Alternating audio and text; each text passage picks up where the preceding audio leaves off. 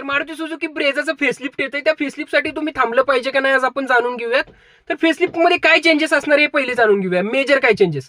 तर पहिली गोष्ट जी महत्वाची आहे तुमच्यासाठी, विक्टोरियसमध्ये जसं सीएनजी अंडरबॉडी दिलेलं तसं सेम गोष्ट आता मारुती सुझुकी ब्रेझा सोबत करणार आहे. कारण बूट स्पेसचा कायम ब्रेझा सोबत हा प्रॉब्लेम राहिलेला, लोक कंप्लेंट करत राहतात की बाबा बूट स्पेस नाहीये, त्यामुळे अंडरबॉडी सीएनजी येणार आहे.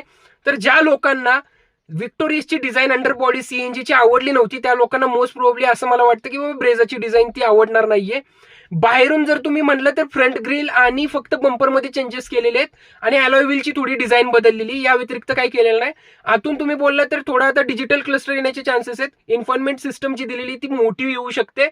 त्याबरोबर तर आता मेजर इंजिनमध्ये जे चेंजेस येणार आहेत ते म्हणजे 1.2 लिटर किंवा 1 लिटरचं टर्बोचार्ज इंजिन येऊ शकतं, most probably with 6 speed gear box. Okay, कारण मोस्टली लोकांना प्रॉब्लेम हा होता की बाबा 5व्या गिअरला आरपीएम जास्त जायचं, त्यामुळे मायलेज एवढा पडत नव्हता. पण आता 6 speed gear box with turbocharge engine येणार आहे आणि ज्याच्यामुळे ऍक्च्युली गाडीची किंमत 50,000 ते 1 लाख रुपयापर्यंत कमी होऊ शकते. हा मेजर चेंज असणार आहे. तर आता नक्की थांबायचं कुणी, तर ज्यांना ती विक्टोरियसचं डिझाईन आवडत नसेल त्यांनी जुनी ब्रेझा प्रेफर करा आणि त्यात डिस्काउंट मागा.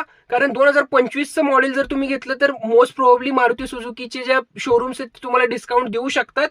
प्लस आता घ्यायचंय कोणी, ओके, ज्यांना ऍक्च्युली टर्बोचार्ज इंजिन वगैरे पाहिजे किंवा जी डिझाईन बूट स्पेस जास्त पाहिजे त्या लोकांनी 100% नवीन ब्रेझासाठी थांबू शकता.